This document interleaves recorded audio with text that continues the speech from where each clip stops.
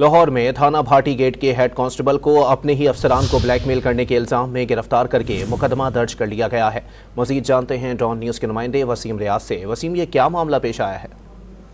जी देखें, बिल्कुल ये हॉरर इन्वेस्टिगेशन है। अदनान सुहेल इसका नाम है, जो जिसके खिलाफ थाना भाटी गेट में ही मुकदमा दर्ज किया गया और 2002 पुलिस रूल के तहत इस मुकदमे को जो है वो दर्ज करके कार्रवाई की जा रही है।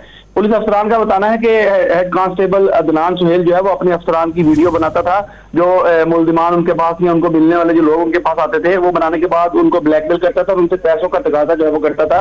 ये भी एफआईआर में लिखा गया है कि मुल्जिम ने अलमारी के लिए जो अपने अफसरान से पैसों का तकाजा किया, पूरा ना होने पर उनको ब्लैकमेल की जो है वो धमकियां देता था, जिसके बाद ये जो नोटिस जो है वो आला अफसरान तक पहुंचा, जिसके बाद इंचार्ज इन्वेस्टिगेशन की नज़रिए में मुकदमा दर्ज करके फौरी तौर पर जो मुहर्रिर है अदनान से इसको गिरफ्तार कर लिया गया है।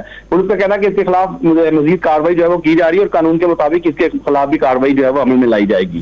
जी बहुत शुक्रिया वसीम रियाज अपडेट करने के लिए।